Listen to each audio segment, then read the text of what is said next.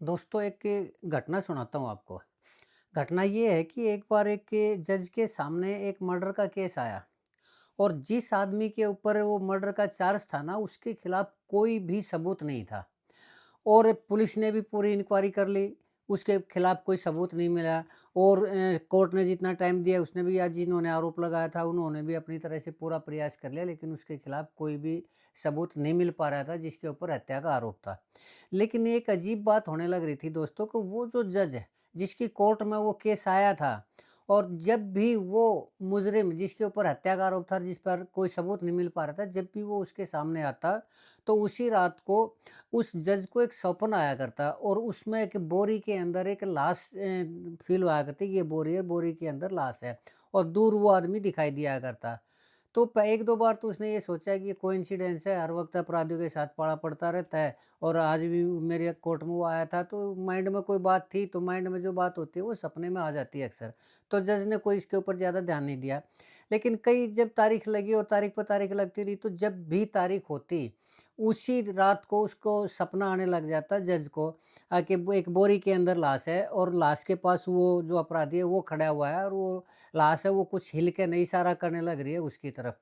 तो जब कई बार ऐसा हुआ, एक ही सपना बार-बार आया, तो उससे जज को कुछ शक हुआ कि ये मामला क्या है? और लास्ट में जब वो हर बार होता गया, और बल्कि कई बार तो वो दिन के अंदर भी जब थोड़ी ही झपकी लेता, तब भी उसको वही सपना आता, बोरी के अंदर लाश, और लाश से कुछ दूरी के ऊपर वही मुजरिम खड़ा दिखाई देता। तो आखिर उसने जब ये देखा कि इस प्रेज़ेंट केस में उस आरोपी के खिलाफ कोई भी सबूत नहीं है, तो लास्ट में जब फैसले की तारीख आई, तो उसको ये सोचना पड़ा कि भई इसको तो छोड़ना पड़ेगा। लेकिन वो छोड़ने से पहले उसने वो बुला लिया अपने पास वो अपराधी जज ने, और उसने कहा, देख भाई बात सुन, तेरे खिलाफ सबूत भले ही ना हो, लेकिन मैं तेरे को सज़ा दूँगा। और कुछ जज के पास ऐसे अधिकार होते हैं कि उनको सज़ा दे सकते हैं, और मैं तेरे को आजीवन सज़ा दे दूँगा। आजीवन सज़ा दूँगा मैं, लेकिन अगर तू सज़ा से बचना चाह रहा है तो मेरे को एक बात बता दे। वो बोला, जी क्या? बोला, जब भी तू मेरी तारीख पे मेरे सामने आता है, उसी रात को मेरे को एक सपना दिखाई देता है, सपना आता है मुझे, और एक बोरी के अंदर लाश दिखाई देती है, और लाश से कुछ दूरी के ऊपर तेरा चेहरा दिखाई देता है। तो वो क्या है, कंटिन्यू आ रहा है। और उसने थोड़ा-सा एरिया सही बताया कि लगभग ये एरिया दिखाई दे रहा है पानी के पास, या इस तरह का उसने जो बताया, तो वो भी हैरान रह गया, वो मुजरिम भी। तो पहले तो कुछ देर चुप रहा, तो उसने ने कहा, जज ने, देख भाई सच बता देगा तो मैं तेरे को इस केस से वो कर दूँगा, छोड़ दूँगा तेरे को, नहीं तो मैं तेरे को उम्र कैद की सज़ा दूँगा। तो उसने भी ये सोचा कि जब मेरे को छोड़ रहे हैं, तो पीछे जो केस है उसके खिलाफ, मेरे खिलाफ कोई वो है ही नहीं, तो मैं साफ बच जाऊँगा। तो उसने बता दिया कि जी मैंने उस टाइम पर एक कत्ल किया था, एक लड़की का कत्ल किया था, रेप के साथ उसका कत्ल किया था, और वो मैंने वहाँ पर बोरी में डालकर और वहाँ पर फेंक दी थी, ये फैक्ट है। ठीक है, उसी टाइम जज ने वो उसकी इंक्वायरी करवा ली, तो वो मामला था ही था जो उसने बताया था। तो उस मामले में जो प्रेज़ेंट में था, तो प्रेज़ेंट के अंदर तो उससे ने सज़ा नहीं दे पाया उसको, लेकिन जो वो था, जो पिछला मामला था, उसकी जब इंक्वायरी करवाई, तो वो मामला सच निकला, और उसके अंदर उस जज ने दोस्तों उसको उम्र कैद की सज़ा दी, उस मुजरिम को पिछले केस के अंदर, लेकिन उसके ऊपर वो कर दिया। तो दोस्तों मैं एक ये आपसे सवाल पूछना चाह रहा हूँ कि ऐसा क्यों हुआ? आधुनिकता के इस युग में, जबकि सपने-उपने और ये इस तरह की न कोई मान्यता है, न कोई सच्चाई है, लेकिन फिर भी ऐसा क्यों सपना आया? किस वजह से आया? और उसी जज को क्यों आया? ये आपसे सवाल है दोस्तों। तब तक आप मेरे इस चैनल को सब्सक्राइब करिए और इस सवाल का जवाब दीजिए। तब तक मैं अभी गया और अभी आया दोस्तों, बस 5 सेकंड का समय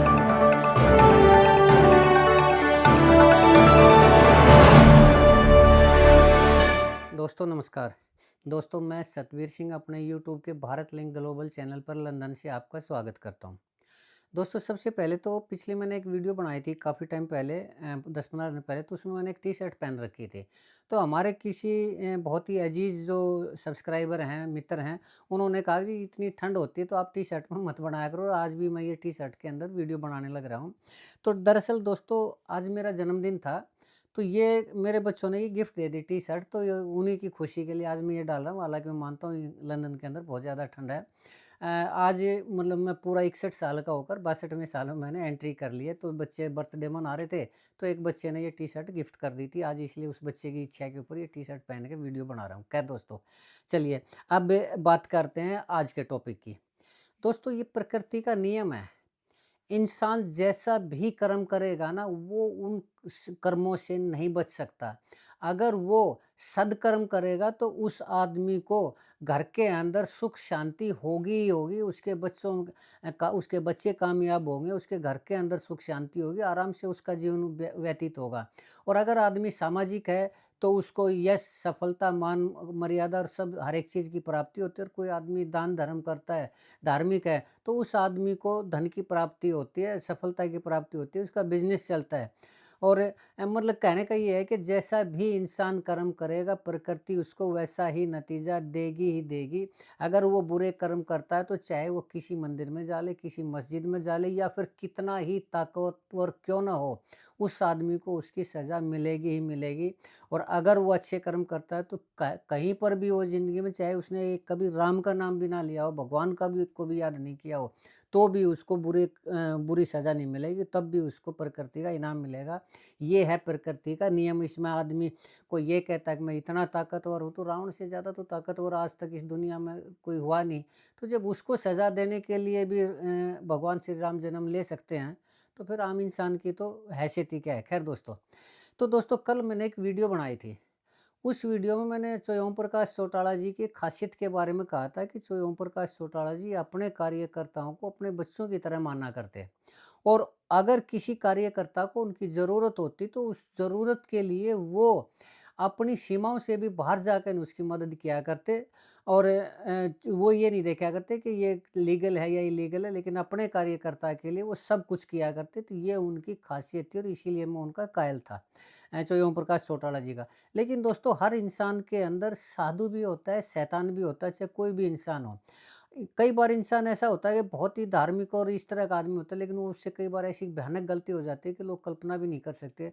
और कई बार एक शैतान होता है, बदमाश होता है, गुंडे बदमाश होते हैं, वो भी एक ऐसा अच्छा कर्म कर देते हैं, तो प्रकृति भी सोचने पर मजबूर होती है कि इसने अच्छा कर्म किया है, तो इसको अच्छा फल मिलना चाहिए। ये प्रकृति का नियम है।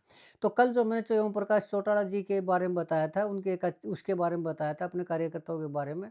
लेकिन आज थोड़ा-सा उनके दूसरे पक्ष के बारे में भी मैं चर्चा करना चाहूँगा। और ये जो चर्चा है, ये मैं अपनी तरफ से नहीं, ये पब्लिक डोमेन में है सब कुछ। उसमें से वो करके ना मैं सिर्फ़ विश्लेषण करने लग रहा हूँ। कोई ये ना सोचे कि मैं एलिगेशन लगाने लग रहा हूँ। तो दोस्तों, जो ये ओम प्रकाश चौटाला जी थे ना, वो इतने गुस्सैल और इतने ज़्यादा थे कि 1 मिनट के अंदर वो बदला लेने पे उतारू हो जाया करते। और ये दोस्तों लगभग चौटाला राज की बात है, लगभग 2003-4 के आसपास की बात है। तो उस टाइम मैं एक बार, शायद मैंने पहले भी ज़िक्र किया था कि एक बार मैं कोर्ट में गया हुआ था, तो रोहतक के अंदर एक सेठ किशनदास गोयल जी आए थे, पद्मश्री से सम्मानित थे वो, और कांग्रेस के बड़े लीडर हुआ करते, और वो बंसीलाल के साथी हुआ करते। तो दोस्तों, बंसीलाल जी की सरकार में उनके पास पता नहीं पीडब्ल्यूडी का या कोई क्या महकमा था।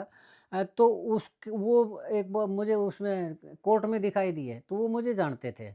तो क्योंकि मैंने उनका इंटरव्यू भी लिया था, और वो कई बार उनसे मुलाकात भी किया करता, और वह संस्था के वो प्रधान भी हुआ करते थे, इस नाते भी मैं अक्सर उनसे मिलता रहा करता। तो जब उन्होंने मेरे को देखा, तो वो रोने लगे मेरे को देख के। मैंने कहा, सेठ जी क्या हुआ? तो उन्होंने कहा कि देखो, मेरे को जो ओम प्रकाश चौटाला जी ने उलझाया है, और एलिगेशन ये लगाया है कि मैंने पैसे का जो मिसयूज़ है, रोहतक की साइड में ज़्यादा ही वो कर दिया, मिसयूज़ कर दिया। और इसलिए इसी बात के ऊपर उन्होंने मेरे को वो कर दिया, केस बना दिया, और अब मैं कोर्ट में घिसटने लग रहा हूँ। मैं इतना 80-90 साल की मेरी उम्र, और मेरे से चला नहीं जा रहा, और बड़ी मुश्किल से। तो ये कह के ना वो मतलब रोने लग गए मेरे सामने। अब वो एलिगेशन क्या थे दोस्तों, वो मुझे नहीं पता, क्योंकि वो उन्होंने कहे थे, तो मैंने तो वो देखे नहीं थे। लेकिन मैंने उस सेठ किशनदास गोयल के आँसू देखे थे, वो सच्चे थे। वो मेरे सामने रोने लग रहे थे, सेठ किशनदास गोयल जी। तो कम से कम मैं उन आँसुओं को नहीं भूल सकता। केस के बारे में, एलिगेशन के बारे में मैं कुछ नहीं कहता इस चीज़ के लिए। तो दोस्तों उनका जो रोने का उसका था, वो बड़ी कातर दृष्टि से वो करने लग रहे थे। मेरे को भी इस चीज़ के ऊपर बड़ा अफ़सोस हुआ कि एक बुज़ुर्ग आदमी आज कैसे कोर्टों के चक्कर काटने लग रहा है, और उसके ऊपर जो है उसके अनुसार जो एलिगेशन है, वो एलिगेशन व्यक्तिगत तो था नहीं उसके ऊपर। चलिए ख़ैर दोस्तों, कोई बात नहीं। तो वो जो ओम प्रकाश चौटाला जी को जो कहने लग रहे थे कि उन्होंने मेरे साथ ऐसा किया, वैसा किया, तो सिर्फ़ एक यही केस नहीं था, और भी बहुत से मैंने केस देखे। एक महम कांड आपने सुना होगा। अब महम कांड की डिटेल मैं आपको नहीं बताऊँगा, क्यों? क्योंकि मैं इसके ऊपर डिटेल से वीडियो बना चुका हूँ और आँखों देखी बना चुका हूँ। क्यों? क्योंकि मैं 1990 में कॉलेज से पास आउट था, तो उस टाइम इस तरह के पंगे-वंगे जो भी हुआ करते, उनको देखने का मेरा शौक हुआ करता, और मैं वारदात की जगह, घटना की जगह पहुँच जाया करता देखने के लिए। तो वो महम कांड मेरा आँखों देखा था, तो वो मैंने सारा उसमें लिखा हुआ है, सारा वीडियो बनाया हुआ है। तो उसके अंदर दोस्तों 10 आदमियों की हत्या हुई थी। और वो हत्या थी, उसमें बैसी गाँव के अंदर अभय सिंह चौटाला जी उलझ गए थे। तो अभय सिंह चौटाला जी को जब ये दिखाई दिया कि वो घिर चुके हैं और पब्लिक उनको मारने के ऊपर जान से उनकी जान लेने पे तुली हुई है, तो पुलिस ने ओम प्रकाश चौटाला जी से कॉन्टैक्ट किया। उन्होंने ये कहा कि मेरे बेटे को कुछ नहीं होना चाहिए, चाहे सामने जितने भी आदमी सभी को मारना पड़े। लेकिन ख़ैर दोस्तों, पुलिस ने अपनी ड्रेस अभय चौटाला जी को पहनाई, और उनकी जो ड्रेस थी वो किसी पुलिस वाले ने पहनी, तो लोगों ने उनको ये सोचा कि यही अभय चौटाला जी हैं, जो उनको नहीं जानते थे, और उन्होंने उस आदमी का मर्डर कर दिया। ख़ैर, लेकिन ये जो भी था, लेकिन इसमें 10 आदमी मारे गए थे दोस्तों, और वो 10 आदमी जो ओम प्रकाश चौटाला जी के जो आदेश थे उनको बचाने के लिए, या फिर उस मुहिम के अंदर चुनाव जीतने का जो था, उसके कारण 10 आदमी मारे गए थे। ख़ैर दोस्तों, लेकिन फिर एक 2002 में कंडेला कांड भी हुआ था। उस कंडेला कांड में दोस्तों जो ओम प्रकाश चौटाला जी ने चुनाव जीतने के लिए ये कह दिया था कि किसी को बिल भरने की ज़रूरत नहीं है किसान को, और मैं ये मेरी सरकार आती है तो मैं बिजली के बिल माफ़ कर दूँगा। लेकिन जब उनकी सरकार आई तो वो अपने वायदे से मुकर गए, और उन्होंने बिजली का बिल भरने के लिए दबाव डाल दिया। तो इस चीज़ के ऊपर कंडेला और आस-पास के लोग थे वो भड़क गए, और उन्होंने धरना प्रदर्शन करने का प्रयास किया। तो जो कंडेला और आस-पास के 4-5 गाँव थे, उनकी बिजली काट दी चौटाला सरकार ने। और पुलिस के ऊपर दबाव दे दिया कि किसी भी तरह से ये बिजली के बिल भरे जाएँ, चाहे किसी भी तरीके से भरे जाएँ। तो उसमें जब चौटाला साहब के ये चौटाला सरकार के ये आदेश हुए, पुलिस के ये आदेश हुए, तो आस-पास के जींद के, कैथल के और इस तरह के जो लोग ट्रैक्टरों में भर-भर के ना कंडेला जाने लगे। और कंडेला जाने लगे, तो पुलिस को पता चला भाई हज़ारों ट्रैक्टर आने लग रहे हैं, तो मामला कुछ और भी हो सके, तो पुलिस ने कर दी बैरिकेडिंग कंडेला गाँव के आस-पास। तो उसी बैरिकेडिंग में लोग और भी भड़क गए, तो मामला हो गया गरम, और बहुत ज़्यादा गरम हो गया, और ऊपर से सरकार के ये आदेश थे, चाहे इस आंदोलन को दबाओ, चाहे कुछ भी करना पड़ जाए। तो उस आंदोलन के अंदर दोस्तों पुलिस ने न सिर्फ लाठीचार्ज किया, बल्कि सीधी फायरिंग भी कर दी। और उस लाठी चार्ज में एक 13 साल के बच्चे को भी पुलिस ने पीट-पीट के मार दिया। और जब ये दिखाई दिया कि एक 13 साल का बच्चा भी मारा गया, और पुलिस की फायरिंग में 9-10 आदमी और मारे गए, तो लोग इतने ज़्यादा भड़क गए कि वो पुलिस का आमना सामना करने लगे। लेकिन उसी टाइम पता नहीं, जैसे ही वो बच्चा मरा, उसी टाइम एक सांड आ गया कहीं से, और उस सांड ने सीधी गोलियों की बौछार में पुलिस वालों के ऊपर हमला कर दिया, और उनको घोड़ों समेत उठा-उठा के पटकने लगे। इससे पुलिस में भगदड़ मच गई, और वो जो सीधी फायरिंग की थी वो रुक गई, और पुलिस वालों को भागने को मजबूर होना पड़ा, और इससे मरने वालों की संख्या कुछ कम हो गई। तो ये कंडेला कांड था, ये भी जो ओम प्रकाश चौटाला जी के शासनकाल में हुआ था, जिसमें 10 आदमी मारे गए थे दोस्तों। ख़ैर, दोस्तों अब मैं एक कहानी मैंने आपको सुनाई थी जजवाड़ी, तो एक कहानी और सुनाता हूँ मैं आपको। और दोनों को फिर मैं आपको रिलेट करूँगा कि ये कहानियों की ज़रूरत क्यों पड़ी। दोस्तों एक बार एक मिलिट्री की कॉन्वॉय कहीं जाने लग रही थी। तो उसके अंदर एक कर्नल उनको लीड करने लग रहा था, और जवान थे, और काफ़ी गाड़ियाँ थी, तो मतलब तो उसमें एकदम से पता नहीं कहाँ से बारिश होने लगी, और बहुत तेज़ हवा चलने लगी, और इतनी तेज़ हवा चलने लगी कि वो जो फौजी थे उनको ठंड लगने लगी बहुत ज़्यादा गाड़ी के अंदर भी। क्योंकि पिछली साइड में वो तो खुला होता, आगे तो चलो शीशे बंद कर लिए उन्होंने सारा कुछ, लेकिन वो उनको बहुत ज़्यादा ठंड लगने लगी, और उनके वो हाथ पैर होने लगे सुन्न। तो उन्होंने कर्नल को कहा कि साहब ठंड लगने लग रही है, और इस तरह से तो हमारे से नहीं चला जाएगा। अगर कहीं चाय-चूए का भी जुगाड़ हो जाए, तो कम से कम कुछ देर तक तो गर्मी आ जाएगी, और फिर थोड़ा रेस्ट भी हो जाएगा। तो तभी उन्होंने देखा है कि एक गाँव टाइप में जो अड्डा होता है, उसके अंदर एक चाय का खोखा था। छोटी-सी दुकान टाइप में। तो उन्होंने देखा वहाँ ताला बंद था, लेकिन फौजियों ने वो ताला तोड़ दिया। ताला तोड़ के जब उन्होंने देखा तो अंदर चाय का सारा सामान रखा हुआ था, पतीले में दूध रखा हुआ था और भी छोटा-मोटा खाने-पीने का जो सामान था। तो फौजी वहाँ बैठे, उन्होंने खुद चाय बनाई और चाय बनाकर उन्होंने चाय पी और जिनको भूख लगी हुई थी उनको थोड़ा बहुत वो खिलाया-पिलाया और वो फौजी उठ के ना चल पड़े। तो जो कर्नल था ना उसने ये देखा भी एक तो ये शायद किसी गरीब आदमी का खोखा है और हमने इसकी कम से कम 500-700 रुपए की तो चाय पी ही होगी, काफ़ी टाइम पहले की बात है। तो उस कर्नल ना ₹1000 का नोट उसकी टेबल पर रख दिया और ऊपर उसका कोई ये बाट-वाट इस तरह की छोटा-मोटा पत्थर इस तरह का था, वो उस ₹1000 के नोट के ऊपर रख दिया। ख़ैर वो चले गए। कुछ दिन के बाद वही कानबाई वापस आने लग रही थी, तो उसके ऊपर जब वो आ लिए तो फ़ौजियों ने तो कुछ नहीं कहा, लेकिन कर्नल ने सोचा चलो एक बार उसका देख तो लूँ। वो क्या बुरा मान रहा है या क्या कर रहा है या फिर वो क्या कहेगा? तो उसने वो जाके ना चाय वाले से चाय बनवाई और उसने कहा, "अरे यार! मैं इधर से जाने लग रहा था। तो तेरा ताला भी टूटा हुआ था, कोई चोरी-चारी या इस तरह का तो नहीं वो ही।" तो वो इतना सुन के ना वो चाय वाला रोने लग गया। तो बोला, "अरे क्या हुआ?" बोला, "साहब परमात्मा का शुक्र है कि परमात्मा ने डायरेक्ट आकर ने मेरी मदद की।" वो हैरान रह गया कर्नल कि ये कैसे हो सकता है? उल्टा फ़ौजियों ने तो इसका ताला तोड़ दिया था और चलो बदले में ₹1000 रख के गया था। तो बोला, "कैसे भगवान ने कैसे आपकी मदद की?" तो उसने कहा, "जी मेरा एक ही बच्चा है और वो बच्चा बीमार था और इतनी बुरी हालत थी कि मेरे पास पैसे नहीं थे और डॉक्टर ने ये कह दिया था कि इसका इलाज होगा, ₹1000 इसके लगेंगे और अगर ये कल शाम तक ये इसका वो इलाज नहीं करवाया तो ये बच्चा मर जाएगा और मेरे पास कोई भी साधन नहीं था, कहीं से मुझे ₹1000 नहीं मिले। तो मैंने रात को भगवान से प्रार्थना की, अगर परमात्मा मेरे लिए ₹1000 का अरेंजमेंट कर दे, ₹1000 दे दे मेरे को, चाहे किसी भी तरीके से दे दे और ₹1000 अगर नहीं मिले तो मेरा बच्चा मर जाएगा और मेरा बच्चा मर गया तो मैं भी ज़िंदा नहीं रहूँगा।" तो दोस्तों वो सवेरे आया ना उसके ऊपर, तो उसको अपनी टेबल पे वही ₹1000 का नोट दिखाई दिया। जो उस कर्नल ने रखा था। तो वो बड़ा खुश होकर ने कहा रो के ना कि जी देखो परमात्मा ने सीधा मुझे ₹1000 दिए। तो इस कहानी का तात्पर्य ये है दोस्तों कि अगर सद्कर्म आदमी करता है और उसको कोई ज़रूरत होती है तो परमात्मा परिस्थितियाँ क्रिएट करता है। वो ये नहीं है कि खुद नीचे उतरेगा और ₹1000 का नोट पकड़ा लिया भई तूने ₹1000 माँगे तो पकड़ ₹1000 ऐसा नहीं है।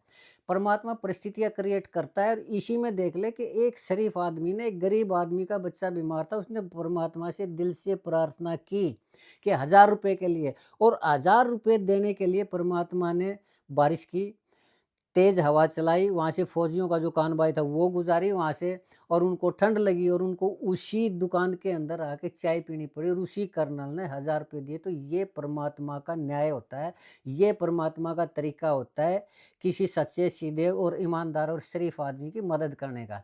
क्यों? क्योंकि परमात्मा हमेशा ही जो कुछ भी देता है, अगर उसने बुरा करना है तब भी परिस्थितियाँ क्रिएट करता है और अगर अच्छा करना है तो तब भी परिस्थितियाँ क्रिएट करता है।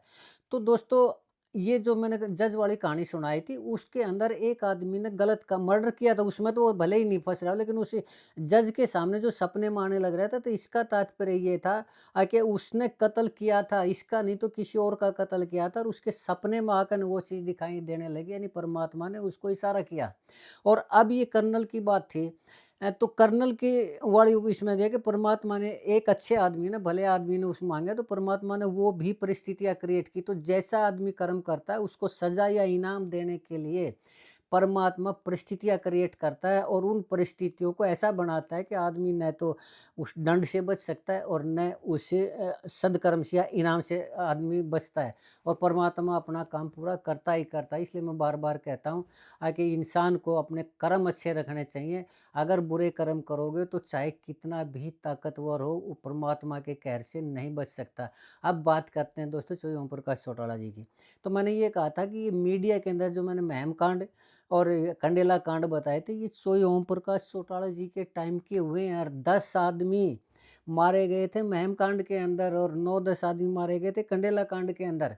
और वो जो सेठ किशनदास गोयल था, वो पता नहीं वो सच था या झूठ था, लेकिन वो रोने लग रहा था। एक 80, 85, 90 साल का बुजुर्ग आदमी रोने लग रहा है, घिसट-घिसट के चलने लग रहा है और वो सीधा नाम लेने लग रहा है। तो देखिए दोस्तों, परमात्मा ने परिस्थितियाँ कैसे क्रिएट की। अभय सिंह मैंने जो कल वीडियो बनाया था ना जेबीटी भर्ती घोटाले का, तो अभय सिंह चौटाला जी ने ये कहा था कि ये तो अजय सिंह जी और मेरे पिताजी तो निर्दोष हैं, ये तो पिछली सरकार यानी बंसीलाल की सरकार का टाइम था और उन्होंने ही भर्तियों की प्रक्रिया पूरी कर दी थी। लेकिन कांड ये हुआ था बंसीलाल के टाइम में, लेकिन वो प्रक्रिया पूरी नहीं हुई थी। उन्होंने भर्ती की शुरुआत की थी इन्हीं जेबीटी की।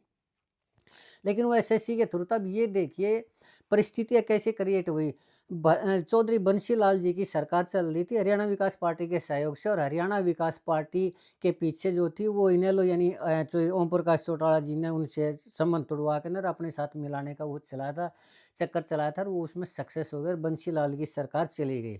और बंसीलाल की सरकार जाने से फिर उसके बाद जो वो जो ये जेबीटी टीचर वाला मामला था वो रह गया था अधर में। और अपने कार्यकर्ताओं के उस कल्याण के लिए, या जैसे मैंने बताया था, उनकी भावना इतनी ज़्यादा थी कि अपने कार्यकर्ताओं के लिए वो कुछ भी कर सकते थे, वो ये नहीं देखते थे कि लीगल था या इलीगल था। लेकिन परिस्थितियाँ देखिए उन्हीं चौटाला साहब के राज में वही जेबीटी का घोटाला पैदा हुआ। संजीव कुमार नाम का एक वो आईएएस आया उसके अंदर, और उसके साथ टकराव हुआ और वो कोर्ट में मामले को लेके गया। भले ही उसको भी सज़ा मिली हो, लेकिन ये देखिए ओम प्रकाश चौटाला जी ने सत्ता की ताकत के उसमें जो महम कांड हुआ था, जो कंडेला कांड हुआ था, उसके अंदर ये देखिए जो सत्ता के उसमें किया था, तो वो सत्ता भी चली गई और उनका जो राजनीति थी या कुर्सी की ताकत थी वो भी चली गई, और लास्ट में उन्हें भी जेल में जाना पड़ा। ये प्रकृति का नियम है दोस्तों, लेकिन ये प्रकृति का नियम ऐसा नहीं है कि जो ओम प्रकाश चौटाला जी के ऊपर ही लागू, हर एक के ऊपर लागू होता है ये। जो भूपेंद्र सिंह हुड्डा जी थे सीएम, तो उन्होंने मानेसर कांड तो सुना होगा ना आपने। मानेसर कांड में जो लोगों की ज़मीन थी ना, उन्होंने सेक्शन 4 लगा के ना ज़मीन एक तरह से हथिया ली लोगों की, और फिर सेक्शन 6 का ऑर्डर दिखा के ना और उधर से प्राइवेट बिल्डर भेज दिए, और प्राइवेट बिल्डरों को ने वो थोड़े से ज़्यादा दामों पर ले लिए, और उसके बाद वो सेक्शन 4 कर दिया कैंसिल, यानी मानेसर के लोगों के साथ किया, एक तरह से धोखा किया, और उनकी ज़मीन सस्ते रेटों पे लेके ना बिल्डरों को महँगे रेट पे दी गई वो ज़मीन, तो वो उन किसानों के साथ धोखा था। वो धोखा कैसे था? वो सत्ता के नशे में था, वो मुख्यमंत्री हुआ करते। तो ये देखिए दोस्तों, जब लोगों का उसने नुकसान किया भूपेंद्र हुड्डा जी ने, तो प्रकृति ने उनके साथ क्या किया? उसके बाद सत्ता गई, और अब 2024 के अंदर जब हर कोई चीख-चीख के कहने लग रहा था कि भूपेंद्र हुड्डा जी आएँगे, कांग्रेस आएगी, तो दोस्तों वही सत्ता हाथ से ऐसे फिसल गई जैसे मुट्ठी में से रेत फिसलता है। क्यों? क्योंकि उसने अपने टाइम में लोगों का नुकसान किया था, सत्ता में आके ने मुख्यमंत्री बन के ने सत्ता की ताकत के नशे में किया था, तो वही ताकत परमात्मा ने उनसे वापस ले ली। अब अगर हमें बात करें बीजेपी के काल की, तो मनोहर लाल खट्टर जी के टाइम में ये जो 35 बिरादरी वर्सेस जाट बिरादरी हुआ था, तो ये समाज का ऐसा ताना-बाना बिगड़ा दोस्तों, कि वो कब हुआ था? वो मनोहर लाल खट्टर जी के टाइम में हुआ था, और उन्होंने उसके ऊपर कोई कार्रवाई नहीं की, उल्टा उसके ऊपर हवा दी इन चीज़ों को, और समाज का भाईचारा खराब हुआ। तो वो कब हुआ? जब वो मनोहर लाल जी थे, मुख्यमंत्री थे, उनके टाइम में ये हुआ। तो अब ये देखिए आज मनोहर लाल जी उसी सत्ता से दूर हो चुके हैं, हरियाणा की सत्ता से, और आज वो सेंटर के अंदर हैं, लेकिन हरियाणा के अंदर अब उनकी अप्रत्यक्ष रूप से वो कुछ भी करते हों, लेकिन प्रत्यक्ष रूप से तो उनका हरियाणा से अब कोई संबंध नहीं है ना। सेंटर की बात है। अगर सेंटर में भी मनोहर लाल खट्टर जी सिर्फ तब तक है जब तक कि मोदी जी हैं, और अब की बार जो धीरे-धीरे परिस्थितियाँ दिखाई दे रही है, उससे ये दिखाई दे रहा है कि 2029 में मोदी जी नहीं आएँगे, और मोदी जी नहीं आएँगे तो खट्टर साहब की भी संभावना नहीं है हरियाणा के अंदर। क्यों? क्योंकि यही प्रकृति का नियम है, जो भी व्यक्ति अपनी ताकत के नशे में, चाहे वो कोई भी हो, इसको एलिगेशन मत समझिए, मैं सिर्फ ये उदाहरण दे रहा हूँ, कोई भी आदमी हो अपनी ताकत के नशे में जब भी अन्याय करेगा, उससे परमात्मा वो अन्याय करने की ताकत वापिस ले लेता है और उसको सज़ा देता है। यही प्रकृति का नियम है दोस्तों। तो जहाँ चाहे ओम प्रकाश चौटाला जी अपने कार्यकर्ताओं के लिए हद से पार चले जाया करते, तो उनको मुख्यमंत्री की कुर्सी मिली, कैडर बेस पार्टी मिली, आज भी उनके चाहने वाले हैं। आज भी उनके कैडर को मिटाया नहीं जा सकता, तो ये उनकी कार्यकर्ताओं के प्रति जो उनकी वो हुआ करती, उसके कारण था, जो उनका संरक्षक के रूप में जो कार्य किया करते, तो उसके रूप में तो उनको ताकत मिली। लेकिन उन्हीं के शासन काल में महम कांड, कंडेला कांड और इस तरह के जब कांड हुए, तो वो सत्ता उनके हाथ से चली गई। और परिस्थितियाँ परमात्मा कैसे क्रिएट करता है, ये जेबीटी घोटाले से बड़ा जो है, जो उनकी सज़ा है, उससे ज़्यादा बड़ा और उदाहरण हो नहीं सकता। तो दोस्तों, इसीलिए मैं बार-बार कहता हूँ कि अपने कर्मों को ठीक करिए। कर्म अगर ठीक हैं, तो आपको किसी भी मंदिर में, मस्जिद में, गुरुद्वारे में जाने की ज़रूरत नहीं है।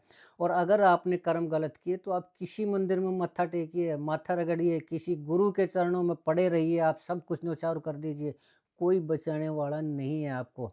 इसलिए अपने कर्म ठीक रखिए, ज़िंदगी में सुख, शांति और समृद्धि पाइए। बस यही आज का कहना है दोस्तों। आज के लिए इतना ही।